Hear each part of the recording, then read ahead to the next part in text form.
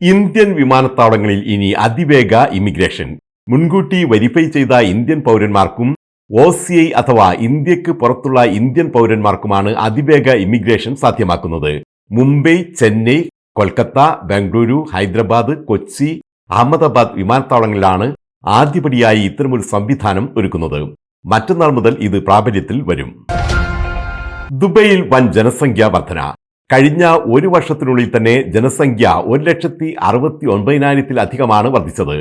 കഴിഞ്ഞ വർഷം അവസാനത്തോടെ ദുബൈയിലെ ജനസംഖ്യ 38,25,000 കവിഞ്ഞതായാണ് ദുബായ് സ്റ്റാറ്റിസ്റ്റിക്സ് സെന്ററിന്റെ റിപ്പോർട്ട്.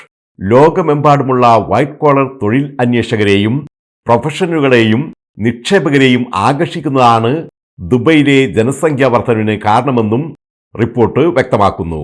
വരും വർഷങ്ങളിലും ഇത് തുടരാനാണ് സാധ്യത.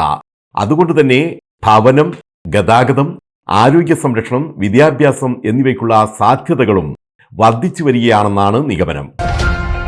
ക്രിപ്റ്റോ കറൻസി മൂല്യവർദ്ധിത നികുതിയുടെ പരിധിയിൽ വരില്ലെന്ന് UAE federal tax authority.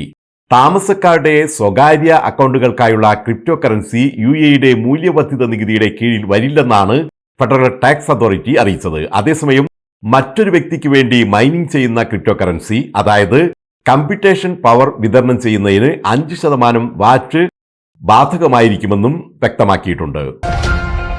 Ras al ഖൈമയിൽ ഇനി സ്മാർട്ട് ഡ്രൈവിംഗ് ടെസ്റ്റ്. റാസൽ ഖൈമയിലെ ഡ്രൈവർ ടെസ്റ്റ് വില്ലേജിലാണ് സ്മാർട്ട് വാഹനങ്ങൾ ഡ്രൈവിംഗ് ടെസ്റ്റ് നടത്തുന്നത്.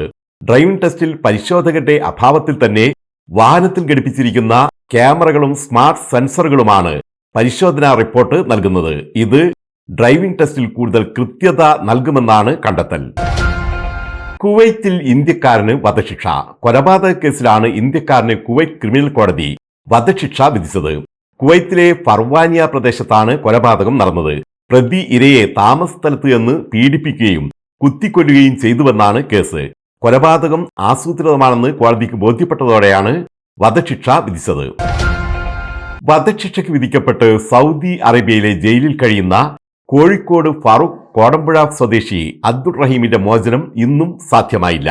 ഇന്ന് രാവിലെ റിയാദ് ക്രിമിനൽ കോടതിയിൽ ആരംഭിച്ച സിറ്റിംഗ് 1 മണിക്കൂർ നീണ്ടുനിന്നെങ്കിലും വിധി പറയാതെ കേസ് മറ്റൊരു ദിവസത്തേക്ക് മാറ്റിവെക്കുകയായിരുന്നു.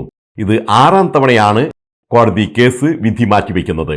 മോചനദ്രവ്യം നൽകി ഇരയുടെ കുടുംബത്തിൽ നിന്നും മാപ്പ് ലഭിച്ചിരുന്നെങ്കിലും കൊലപാതകവുമായി ബന്ധപ്പെട്ട തടവ് അടക്കമുള്ള ശിക്ഷകളിലാണ് ഇനി വിധി വരാനുള്ളത്. ദുബായ് ഗർഹൂദിലെ എമിറേറ്റ്സ് ഏവിയേഷൻ ക്ലബിൽ നടക്കുന്ന എമിറേറ്റ്സ് ഇന്റർനാഷണൽ ഫിലിം ഫെസ്റ്റിൽ വരുന്ന വെള്ളിയാഴ്ച വിടമാട്ടേൻ എന്ന ഹ്രസ്വ സിനിമ പ്രദർശിപ്പിക്കും. വൈകുന്നേരം 7 മണിക്കാണ് പ്രദർശനം. പ്രവേശനവും കാർ പാർക്കിംഗും സൗജന്യമാണെന്ന് സംഘാടകർ അറിയിച്ചു.